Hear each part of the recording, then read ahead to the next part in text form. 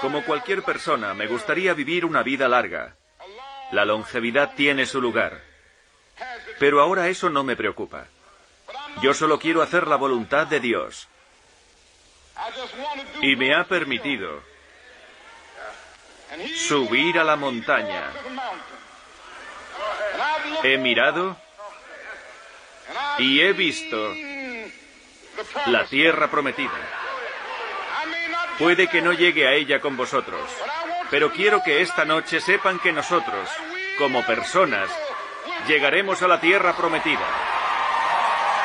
A las 6 de la tarde del 4 de abril de 1968, el activista político Martin Luther King se asomaba al balcón del motel Lorraine en Memphis para saludar a sus seguidores, mientras esperaba la llegada de unos amigos para cenar. Solo un minuto después, la bala de un rifle impactaba contra su cabeza. Lo declararon muerto una hora después. Falleció el hombre que sentó las bases de los derechos civiles de los negros en Estados Unidos. El orador que quiso acabar con la discriminación racial. El político que abogaba por la no violencia y al que otorgaron solo 4 años antes Premio Nobel de la Paz.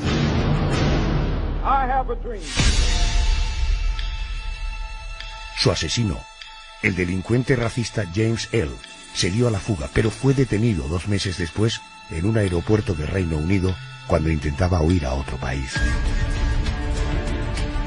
Aunque en un primer momento confesó su crimen, después se retractó. Así abrió la puerta a una conspiración que sigue viva en nuestros días y que situaría en el punto de mira a la mafia y al propio gobierno norteamericano. Tesis que apoyaban la esposa y el hijo de Luther King. Es un asunto muy importante, porque hay muchas entidades involucradas y que tienen miedo a que si reabren este caso, podría implicar a un montón de personas. Y eso provocaría que los norteamericanos perdieran su confianza y su fe en, tal vez, nuestro sistema político, quizá en nuestro gobierno. A pesar de la hipótesis del complot, James L. fue condenado a 100 años de cárcel.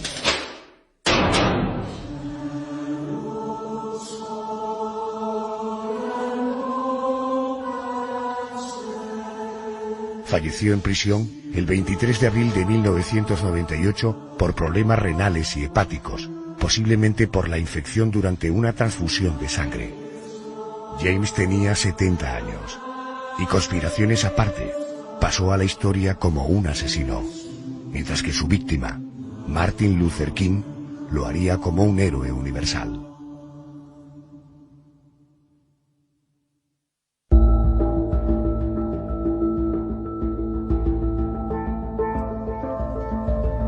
José Manuel Frías, buenas noches y bienvenido. Buenas noches, Adolfo. Bueno, hablar del protagonista del expediente que abrimos esta noche, el de James L., es hablar también de su víctima, de Martin Luther King, activista que luchó intensamente en favor de los derechos de los negros en los Estados Unidos. Así que esta noche hablaremos de víctima y hablaremos también de asesino. Vamos a conocer en primer lugar, si te parece, al asesino, James L. ¿Qué se sabe de él? ¿Quién es este individuo? Pues James nació el 10 de marzo de 1928 en Alton, en Illinois, en el seno de una familia con escasos recursos económicos. Podríamos decir que su infancia fue tranquila y él no destacó especialmente por ser un niño travieso. Sí que estaba siempre metido en su mundo y de vez en cuando protagonizaba alguna que otra travesura. Pero su entrada en la adolescencia no fue del todo amable, por decirlo de alguna manera. Por aquellos años comenzó a delinquir, a llevar a cabo diferentes robos en su entorno.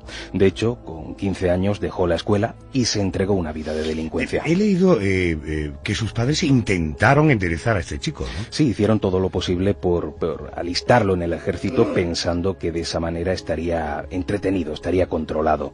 Así que el joven joven James fue destinado como soldado a Mongolia, pero allí siguió con sus trastadas, principalmente robos a sus propios compañeros. Aquello evidentemente le llevó a ser castigado con trabajos forzados. Y como era de esperar, James Earl fue devuelto a Estados Unidos. Estaba claro que tampoco era útil para servir en el ejército. O sea, sabiendo de su comportamiento, supongo que su regreso tampoco le haría cambiar la actitud. Para nada.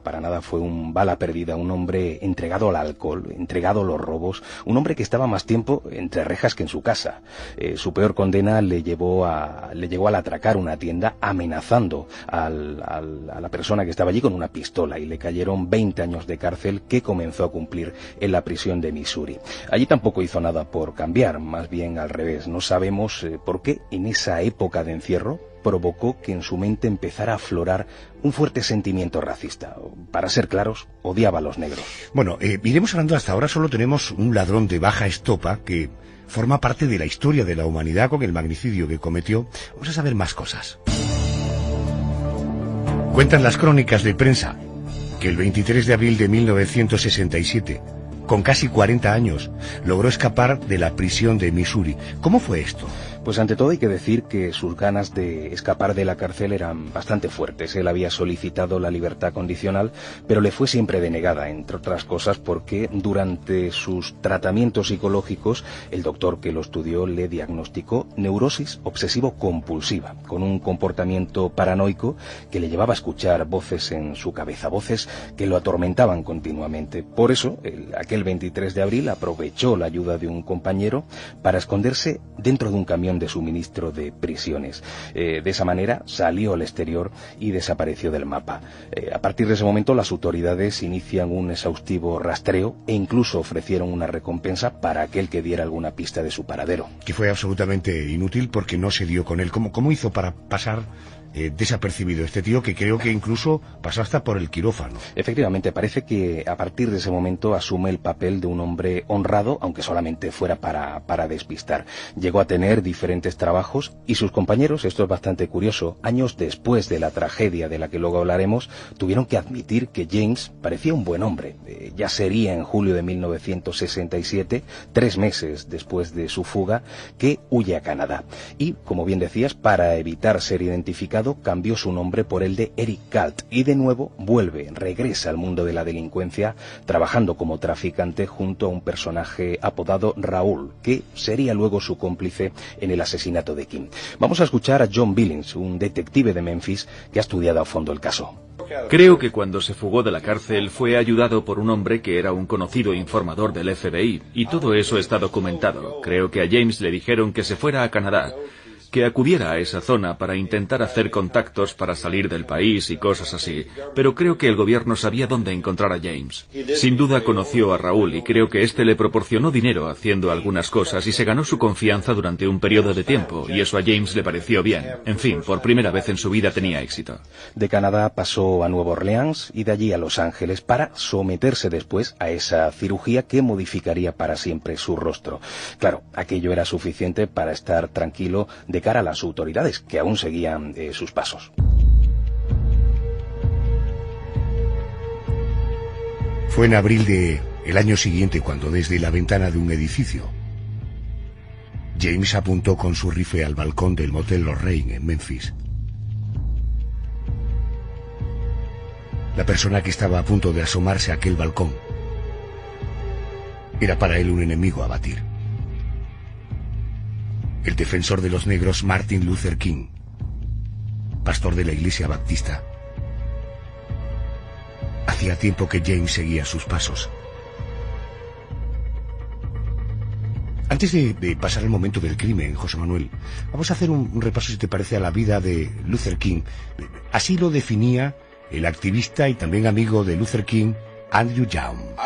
Creo que Martin Luther King era un religioso. Nosotros decíamos que era un hombre enviado por Dios. No hubiera podido hacer las cosas que hizo solo con su fuerza. No era porque fuéramos listos o tuviéramos valor.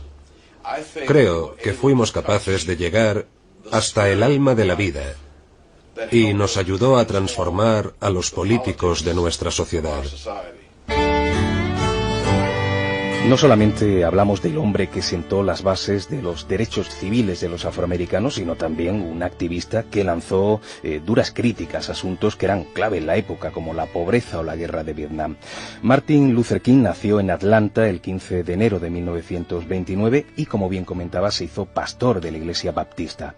Pero muy pronto empezó a luchar por diferentes causas sociales, por su empeño por acabar con la discriminación racial sin usar la violencia. Le fue otorgado el Premio Nobel de la Paz en el año 1964. Podríamos decir que de Martin Luther King se hizo muy popular su discurso Yo tengo un sueño, con el que concienció a la gente de que todo el mundo, también los negros, tenían derechos, entre ellos el de votar, algo que estaba vetado a los negros por aquella época. I have a dream that one day this nation will rise up and live out the true meaning of its creed. We hold these truths to be self-evident, that all men are created equal. Y logró que se cumplieran algunas de sus reivindicaciones sociales. Gracias a su trabajo se promulgaron las leyes que permitieron la igualdad que tanto esperaban los colectivos más desfavorecidos. Primero, quiero un tratamiento más cortés por parte de los conductores de autobuses.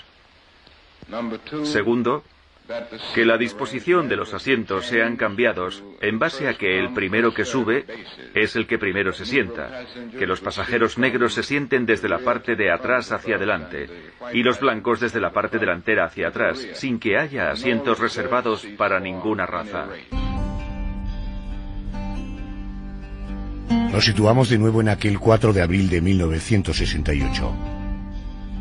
Mientras Martin Luther King se preparaba en un motel para ir a cenar con unos amigos, James L. le disparó con un rifle. Acabó con su vida. Vamos a oír varios testimonios de activistas que estuvieron cerca de Martin Luther King momentos antes del asesinato. Nos avisaron que la cena no estaba preparada, así que estuvimos paseando por el jardín durante un rato y nos pusimos a hacer payasadas. Estuvimos así alrededor de una media hora.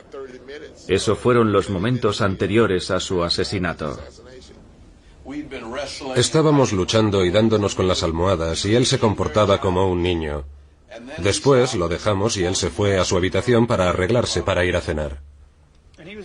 Saludaba a la gente y alguien dijo, va a ser una noche fría, coge el abrigo. Así que fue hacia la puerta. Abernather estaba en la habitación afeitándose y le dijo, Ralph, coge mi abrigo. Tiré algo hacia atrás por encima de mi hombro, y el Dr. King se inclinó hacia adelante y dijo, vamos, yo no necesito nada, puede que ellos sí, y lo siguiente que oí fue un disparo. Martin estaba aquí de pie y yo aquí. Se inclinó sobre la barandilla y dije, venga chicos, vámonos. Me separé 4 o 5 pasos, y cuando me giré para irme, sonó un disparo. Pensé que había sido un coche. Y me sorprendí al ver a Martin Luther King caído en el suelo. Al principio pensé que estaba bromeando porque había estado muy juguetón momentos antes. Yo sacudía la cabeza como intentando despertar porque creía que tenía una pesadilla. Subí corriendo las escaleras y vi que le habían disparado y que estaba tendido sobre un charco de sangre.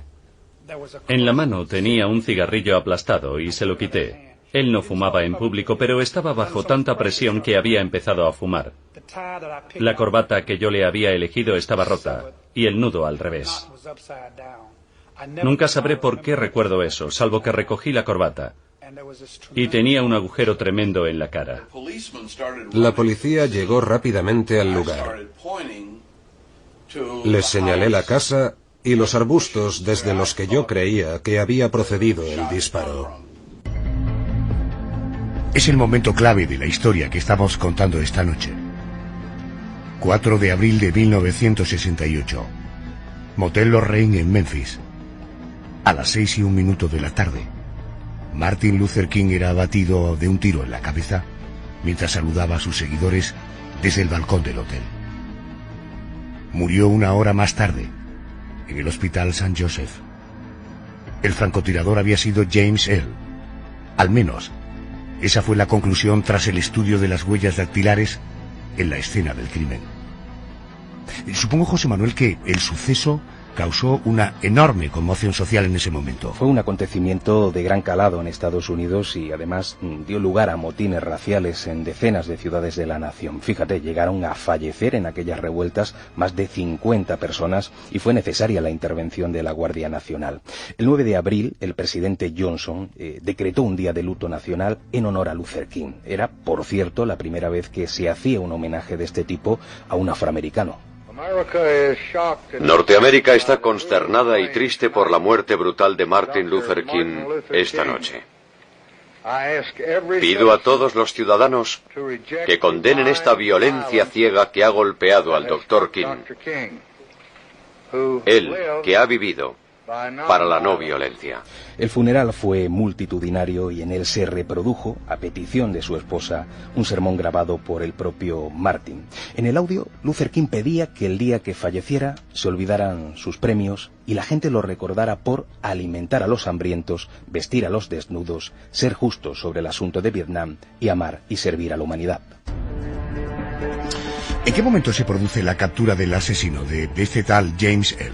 Fue a los 2 meses de haber cometido el crimen y después de haber deambulado por Portugal, Sudáfrica, Canadá. En aquel momento James se encontraba en Reino Unido con un pasaporte falso e intentaba huir a otro país. Pues bien, en el mismo aeropuerto fue desenmascarado y detenido. Las autoridades lo extraditaron a Tennessee y allí fue acusado por la muerte de Martin Luther King, crimen que él mismo confesó en aquel momento. Y digo en aquel momento, Adolfo, porque luego hablaremos de cierta conspiración en torno a todo este asunto. James Earl, con su confesión, evitó la pena de muerte y fue condenado a 99 años de prisión. Cuando tú hablas de conspiración, supongo que te refieres al hecho de que el asesino se retracta de su declaración inicial, negó después ser el asesino de Martin Luther King y a partir de ese momento es cuando comienzan a aparecer otras teorías, ¿verdad? Exacto, James Earl dio un pasito atrás y aseguró ser inocente. La culpa, según él, la tenía su propio hermano Johnny y su amigo Raúl, del que antes hemos hablado. Según el nuevo testimonio, él no había disparado a Luther King. Incluso dijo, sin éxito, que debía repetirse el juicio. Bueno, ellos deben de tener algún tipo de pruebas. Cuando estás involucrado en algo como eso y alguien quiere presionar al alcalde o a quien sea, hay que tener algunas pruebas. No puedes tener solamente a una persona en Alaska que diga que lo ha hecho ella. Pero yo estaba en Memphis, en la zona donde le dispararon, antes de que lo hicieran. ¿Quién dejó el rifle entonces? Bueno, no lo saben. Alguien dejó allí el arma. Y no solo el arma. Era un bolso de viaje. Y había algunas cosas mías y otras no. Pero alguien trataba de involucrarme y dejó allí esas cosas mías. Es curioso el dato de que a principios de la década de los 70, y en una entrevista concedida por James a la revista Playboy, se ofrecía para someterse al detector de mentiras. Y así se hizo finalmente, y la máquina le dio la razón. Pero claro, aquello no tenía validez legal. En todo caso, el 10 de junio de 1977, la historia de James Earl vuelve a la palestra porque se fuga de la cárcel. O sea, la máquina de la verdad, la máquina dictaminó que él no había sido el asesino. Efectivamente, pero ese elemento, ese estudio, no tenía validez delante del juez. Oye, esto de la fuga que de nuevo protagoniza este pájaro, duró poco, ¿no? Sí, muy poquito. Él se fuga el 10 de junio de 1977, como antes he comentado, junto a otros 6 presos de la prisión estatal Brushy Mountain, ubicada en Tennessee. Pero fue detenido de nuevo tan solo 3 días después. La broma le costó 1 año más de condena, o sea, de 99 se puso en 100, aunque entiendo que aquello no supuso un gran problema para James. Correcto. Oye, ¿el testimonio de su inocencia tenía algún tipo de base? Bueno, es significativo que el propio hijo de Luther King, Dexter, apoyó la idea de James e incluso tuvo un encuentro con él en 1997. Llega también a apoyar públicamente la iniciativa de realizar un mismo juicio, un nuevo juicio, y eso mismo ocurre con la esposa del fallecido, con Coretta, que tampoco culpaba a James del asesinato. En todo caso, falleció en prisión el 23 de abril de 1997. 1998 por problemas renales y hepáticos, posiblemente debido a una transfusión de sangre con la que contrajo la hepatitis C. Tenía por aquel entonces 70 años y no pudo ser testigo de un hecho insólito que ocurrió solamente un año después. A ver, cuéntame. Hablamos de 1999, ahí Correcta y Dectes, o sea, la esposa y el hijo de Luther King, lograron llevar a juicio al empresario Lloyd Jowers. Este hombre había salido en televisión unos años antes haciéndose eco de una conspiración en la cual el gobierno y la mafia lo habrían contratado para asesinar a Luther King a cambio de $100.000.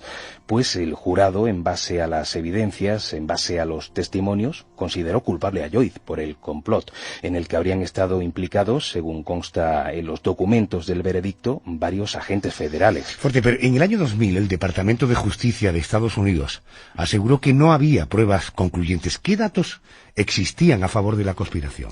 Por una parte estaría la tesis de que la confesión inicial de James fue realizada bajo amenazas y que por eso se habría retractado un tiempo después. Además, a muchos les resultaba raro que un criminal tan de poca monta, especializado en hurtos, decidiera cometer un crimen de sangre de este calado. Y hay un detalle importante: varios testigos que estaban en la escena del crimen aseguraron que el disparo no se produjo desde el apartamento en el que se encontraba James Earl, sino desde una zona de matorrales que curiosamente fueron cortados al día siguiente. Aparte de esta conspiración, en el año 2002 el New York Times publicó el testimonio de un pastor anglicano que aseguraba que el asesino de King fue su propio padre, Henry Clay, y que lo hizo no por motivos racistas, sino por entender que Martin Luther King se mantenía demasiado cercano al comunismo y que lo mejor era hacerlo desaparecer. Su biógrafo, David Garrow, afirma que el FBI sospechaba de hombres cercanos al activista. Al principio, el FBI empezó a vigilar al Dr. King debido a que uno de sus asesores más importantes, Stanley Livingston, un abogado blanco de Nueva York, años antes había estado activamente involucrado en asuntos financieros secretos del Partido Comunista.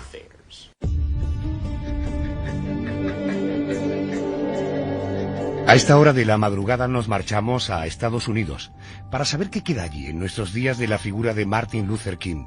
Juan Fierro es el corresponsal de COPE en Estados Unidos. Juan, muy buenas noches. Buenas noches. Oye, ¿qué queda en la América de 2016 de la figura de Martin Luther King? Queda mucho, queda tanto físicamente como también el mensaje de Martin Luther King. Hay cosas muy visibles, por ejemplo, en esta ciudad, en Washington, en el Mall de Washington, que es esa explanada de más de 3 kilómetros que marca la ciudad, que va desde el monumento de Lincoln al Capitolio. En uno de sus lados está el memorial de Martin Luther King. Es quizás el recuerdo más físico a la memoria de Martin Luther King, pero este país está plagado de colegios, de bibliotecas, de centros cívicos, de centros públicos que llevan el nombre de Martin Luther King. Y en Atlanta está también el King Center, que es donde se guarda toda la documentación de Martin Luther King, y es allí donde acuden los estudiosos que que quieren seguir estudiando la figura de este hombre ejemplar en la historia de los Estados Unidos. Y luego está todo su legado político y su legado social, muy vivo hoy todavía en los Estados Unidos, un país que sigue arrastrando el tema racial, pero muy a flor de piel. Juan, una pregunta. Más allá de los aspectos físicos de museos, de estatuas, en fin, en memoria de la opinión pública, en el aire norteamericano, ¿qué queda sobre la labor que hizo Martin Luther King? ¿Todavía sigue condicionando su apostolado?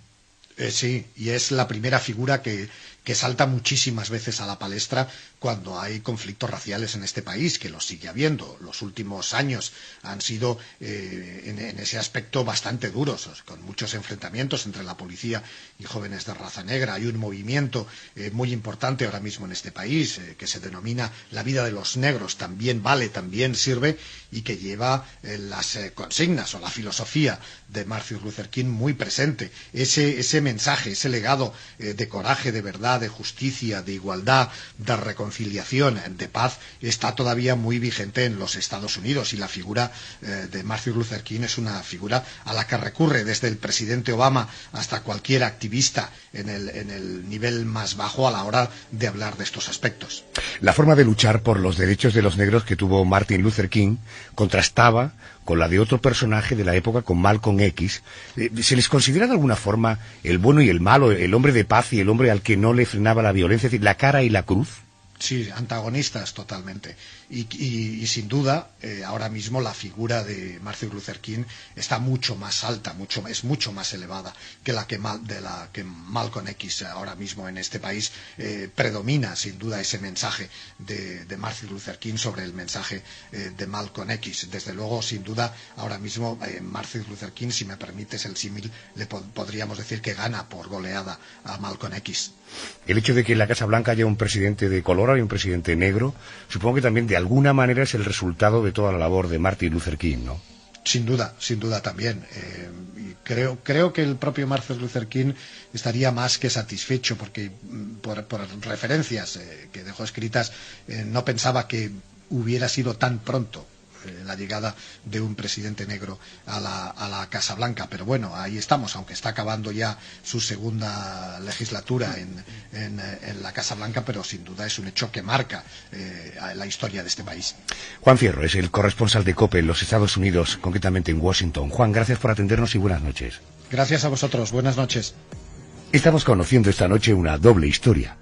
La de James L., que pasó a la historia como un asesino, y la de su víctima, Martin Luther King, que lo hizo como un héroe. José Manuel, más allá de lo que hablábamos con Juan Fierro, el testimonio de su legado en los Estados Unidos, ¿de qué forma está presente la figura de Luther King en la cultura popular? Por ejemplo, en el campo de la música podemos encontrar multitud de referencias a su figura. El grupo irlandés U2, en su canción Orgullo, que fue todo un éxito en 1984, incluye palabras de un discurso de Luther King. Un trozo de la canción dice: "Al fin libre, tomaron tu vida, pero no pudieron tomar". Tampoco podemos olvidar a Michael Jackson. En 1995 publicó el tema Ellos no se preocupan por nosotros. La letra viene a decir que si aún viviera Luther King, los negros no sufrirían abusos policiales ni serían víctimas del odio. Si no me equivoco, una canción dedicada a Martin Luther King se usó en la banda sonora de la película Matrix. Sí, te refieres a Despertarse, un tema que publicó en 1992 el grupo de rap metal estadounidense Rabia contra la Máquina. La letra menciona que el asesinato de King estaba relacionado con su defensa de los negros, de los pobres y de las víctimas de la guerra de Vietnam. Una parte del texto dice: "Sabes que fueron por King cuando habló sobre Vietnam. Devolvió el poder a los pobres y entonces llegó el disparo".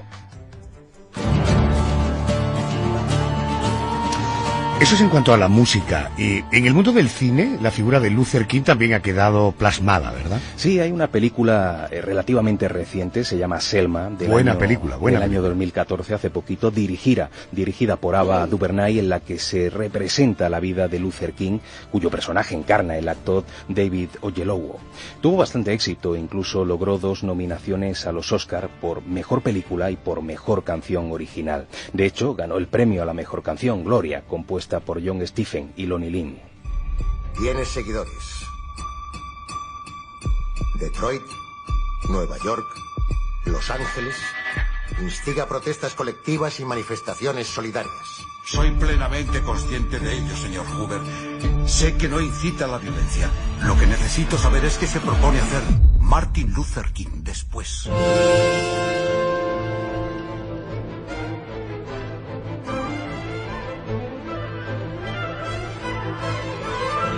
Aparte de esto, hay que decir que Luther King inspiró al dibujante de cómic Stan Lee a la hora de crear el personaje Charles Xavier de X-Men, uno de los más populares del universo Marvel. Charles, como King, deseaba la integración de los mutantes en el mundo de los humanos. Por el contrario, el personaje de Magneto estaba inspirado en la personas a la hora de luchar por los derechos del hombre.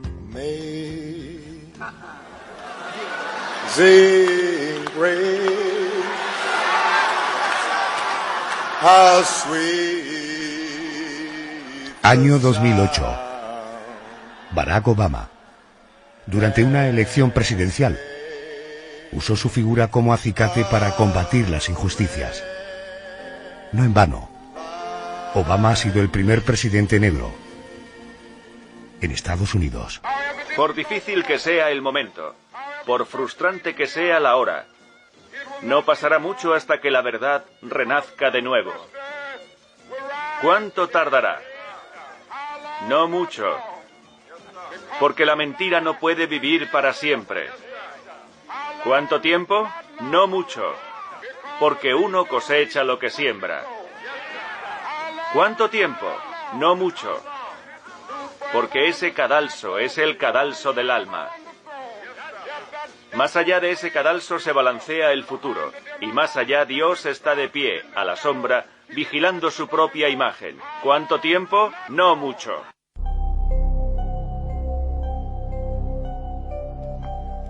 José Manuel Frías, gracias, buenas noches y que tengas feliz Semana Santa. Igualmente, gracias, buenas noches.